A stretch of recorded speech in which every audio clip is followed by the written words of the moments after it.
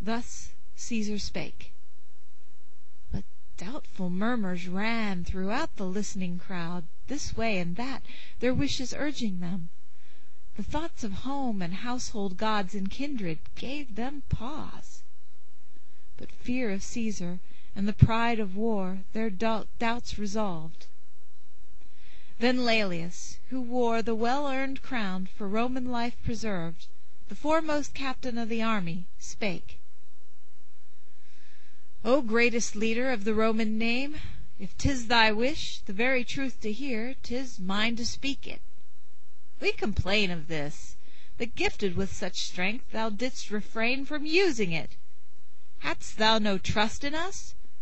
While the hot life-blood fills these glowing veins, while these strong arms avail to hurl the lance, wilt thou make peace and bear the Senate's rule? Is civil conquest then so base and vile? Lead us through Scythian deserts, lead us where the inhospitable Syrtes line the shore of Afric's burning sands, or where thou wilt. This hand, to leave a conquered world behind, held firm the oar that tamed the northern sea, and Rhine's swift torrent foaming to the main. To follow thee, fate gives me now the power. The will was mine before. No citizen I count the man 'gainst whom thy trumpets sound. By 10 campaigns of victory I swear, by all thy world-wide triumphs, though with hand unwilling, shouldst thou now demand the life of sire or brother or of faithful spouse, Caesar, the life were thine. To spoil the gods and sack great Juno's temple on the hill, to plant our arms o'er Tiber's yellow stream, to measure out the camp, against the wall to drive the fatal ram, and raze the town, this arm shall not refuse, though Rome the prize. His comrades swore consent with lifted hands, and vowed to follow wheresoe'er he led.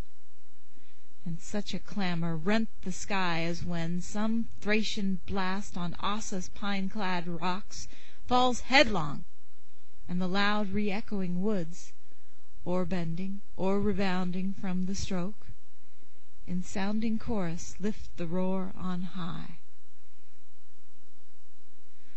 When Caesar saw them welcome thus the war, and fortune leading on, and favoring fates, he seized the moment, called his troops from Gaul, and breaking up his camp, set on for Rome.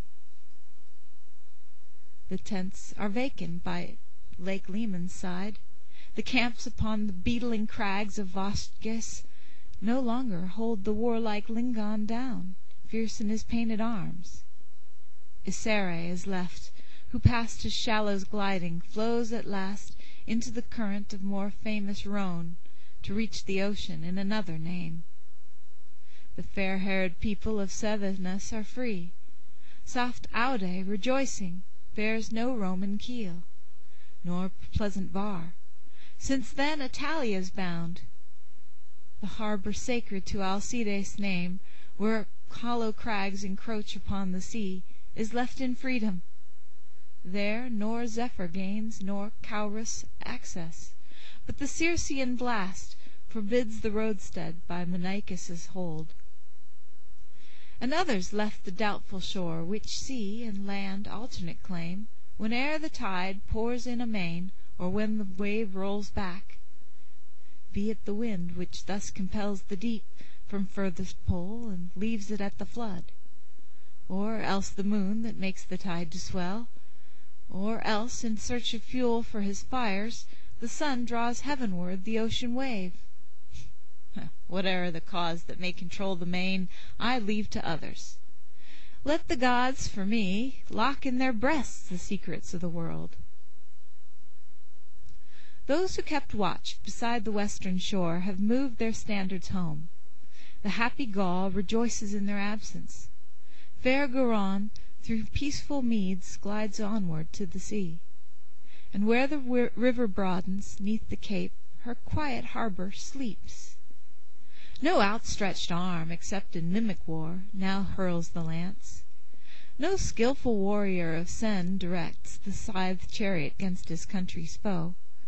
Now rest the Belgians and the Arvernian race that boasts our kinship by descent from Troy, and those brave rebels whose undaunted hands were dipped in Cotta's blood, and those who wear Sarmatian garb. Batavia's warriors fierce no longer listen for the bugle call, nor those who dwell where Rhone's swift eddies sweep Saone to the ocean, nor the mountain tribes who dwell about its source. Thou too, O Treves, rejoices that the war has left thy bounds.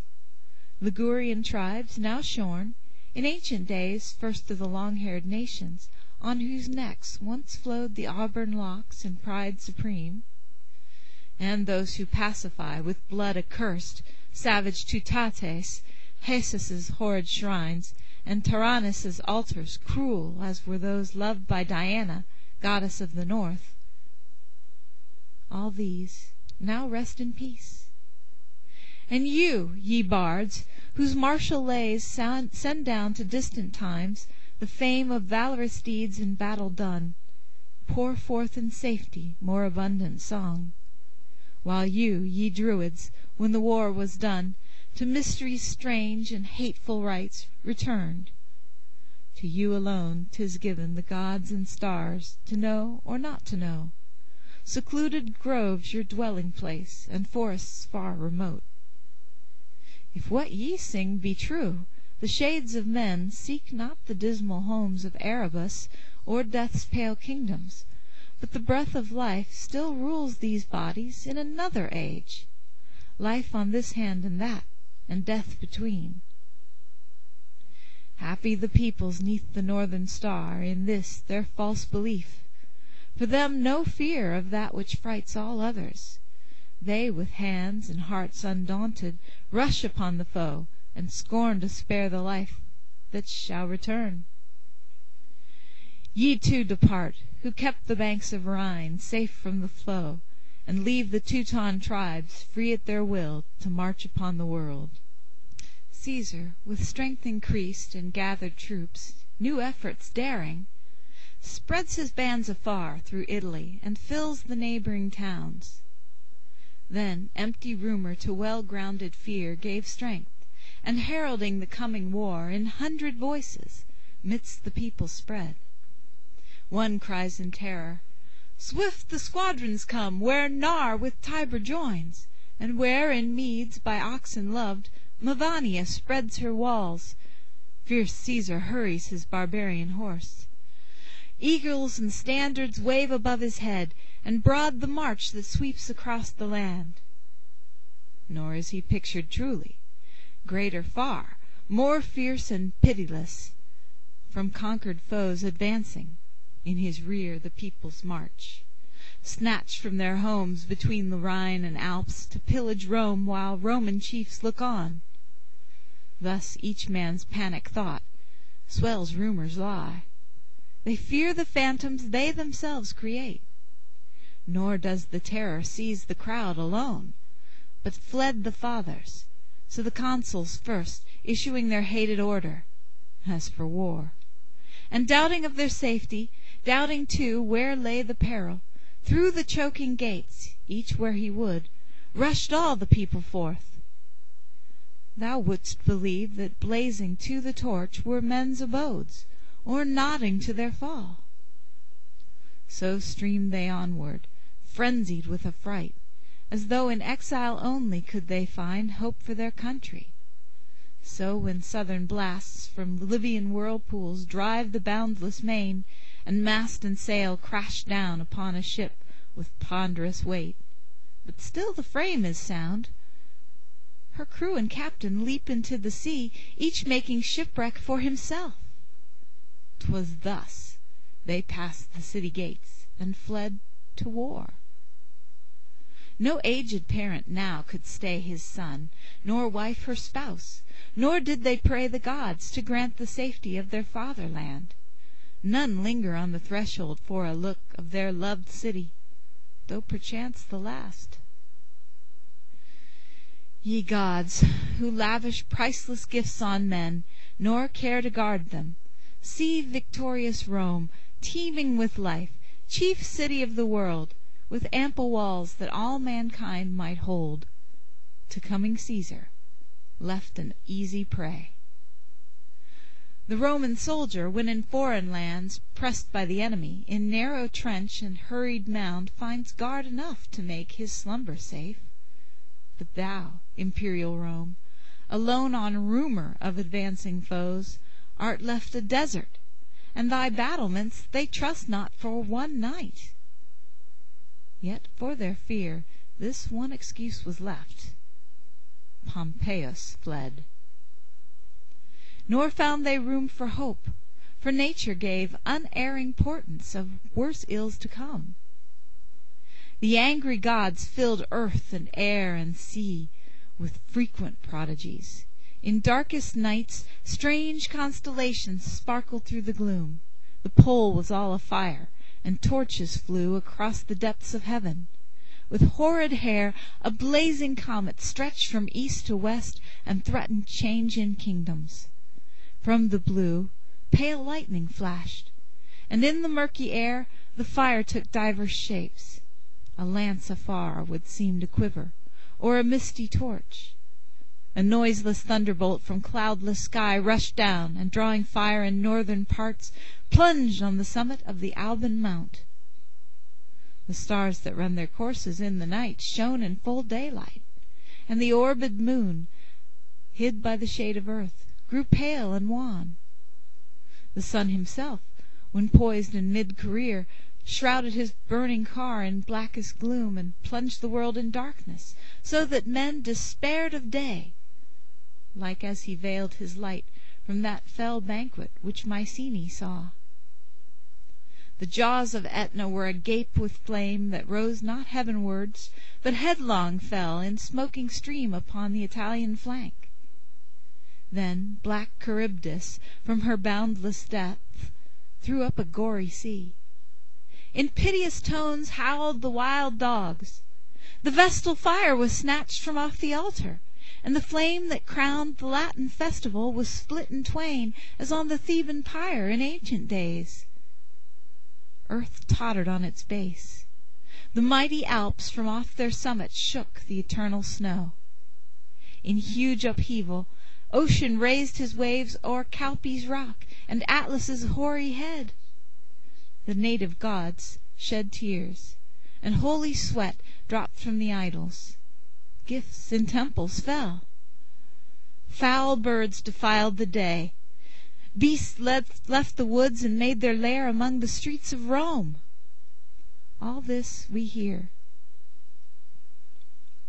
And nay more, dumb oxen spake. Monsters were brought to birth, and mothers shrieked at their own offspring. Words of dire import from Cumae's prophetess were noised abroad. Bellona's priests with bleeding arms, and slaves of Cybele's worship with ensanguined hair, howled chants of havoc and of woe to men. Arms clashed, and sounding in the pathless woods were heard strange voices. Spirits walked the earth, and dead men's ashes muttered from the urn. Those who lived near the walls desert their homes, for lo, with hissing serpents in her hair, waving in downward whirl a blazing pine, a fiend patrols the town, like that which erst at Thebes urged on Agave, or which hurled Lycurgus' bolts, or that which as he came from Hades seen, at haughty Juno's word, brought terror to the soul of Hercules. Trumpets, like those that summon armies forth, were heard re-echoing in the silent night. And from the earth arising, Sulla's ghost sang gloomy oracles, and by Anio's wave all fled the homesteads, frighted by the shade of Marius waking from his broken tomb. In such dismay they summon, as of yore, the Tuscan sages to the nation's aid. Aruns, the eldest, leaving his abode in desolate Lucca, came, well versed in all the lore of omens, knowing what may mean the flight of hovering bird, the pulse that beats in offered victims, and the levin bolt. All monsters first, by most unnatural birth brought into being, in accursed flames he bids consume. Then round the walls of Rome each trembling citizen in turn proceeds. The priests, chief guardians of the public faith, with holy sprinkling purge the open space that borders on the wall. In sacred garb follows the lesser crowd. The vestals come, by priestess led, with laurel crown bedecked, to whom alone is given the right to see Minerva's effigy that came from Troy. Next come the keepers of the sacred books and fate's predictions, who from Almo's brook bring back Cybele laved. The augur, too, taught to observe sinister flight of birds, and those who serve the banquets to the gods, and Titian brethren, and the priest of Mars, proud of the buckler that adorns his neck. By him the Flamen, on his noble head that cap of office. While they tread the path that winds around the walls, the aged seer collects the thunderbolts that fell from heaven, and lays them deep in earth, with muttered words naming the spot accursed. Next a steer, picked for his swelling neck and beauteous form, he leads to the altar, and with slanting knife spreads on his brow the meal, and pours the wine. The victim's struggles prove the gods averse, but when the servers press upon his horns, he bends the knee and yields him to the blow. No crimson torrent issued at the stroke, but from the wound a dark empoisoned stream ebbed slowly downward. Aruns, at the sight, aghast, upon the entrails of the beast, essayed to read the anger of the gods. Their very color terrified the seer. Spotted they were and pale, with sable streaks of lukewarm gore bespread, the liver damp with foul disease, and on the hostile part the angry veins defiant. Of the lungs the fibre hid, and through the vital parts the membrane small. The heart had ceased to throb. Blood oozes through the ducts, the caul is split, and fatal omen of impending ill, one lobe o'ergrows the other. Of the twain, the one lies flat and sick, the other beats and keeps the pulse in rapid strokes astir. Disaster's near approach thus learned, he cries, "Whate'er may be the purpose of the gods, 'tis not for me to tell. This offered beast not Jove possesses, but the gods below. We dare not speak our fears, yet fear doth make the future worse than fact. May all the gods prosper the tokens, and the sacrifice be void of truth, and Tages, famous seer, have vainly taught these mysteries." Such his words, involved, mysterious. Figulus, to whom, for knowledge of the secret depths of space, and laws harmonious that guide the stars, Memphis could find no peer, then spake at large. "Either," he said, "the world and countless orbs throughout the ages wander at their will, or, if the fates control them, ruin huge hangs o'er this city and o'er all mankind. Shall earth yawn open and engulf the towns? Shall scorching heat usurp the temperate air, and fields refuse their timely fruit? The streams flow mixed with poison? In what plague, ye gods, in what destruction shall ye wreak your ire? Whate'er the truth, the days in which we live shall find a doom for many. Had the star of baleful Saturn, frigid in the height, kindled his lurid fires, the sky had poured its torrents forth as in Deucalion's time, and whelmed the world in waters. Or if thou, Phoebus, beside the Nemean lion fierce, wert driving now thy chariot, flames should seize the universe, and set the air ablaze. These are at peace. But Mars, why art thou bent on kindling thus the scorpion, his tail portending evil, and his claws aflame? Deep sunk is kindly Jupiter, and dull sweet Venus' star, and rapid Mercury stays on his course. Mars only holds the sky. Why does Orion's sword too brightly shine? Why planets leave their paths, and through the void thus journey on obscure? 'Tis war that comes, fierce rabid war. The sword shall bear the rule, confounding justice. Hateful crime usurp the name of virtue, and the havoc spread through many a year. But why entreat the gods? The end Rome longs for, and the final peace, comes with a despot.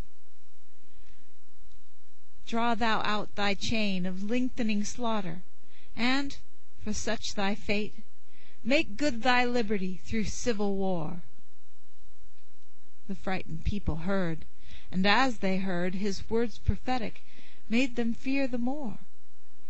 But worse remained, for as on Pindus' slopes, possessed with fury from the Theban god, speeds some Bacchante, thus in Roman streets behold a matron run, who in her trance relieves her bosom of the god within. Where dost thou snatch me, Paean? To what shore through airy regions borne? I see the snows of Thracian mountains, and Philippi's plains lie broad beneath. But why these battle lines? No foe to vanquish. Rome on either hand? Again I wander 'neath the rosy hues that paint thine eastern skies, where regal Nile meets with his flowing wave the rising tide. Known to mine eyes that mutilated trunk that lies upon the sand.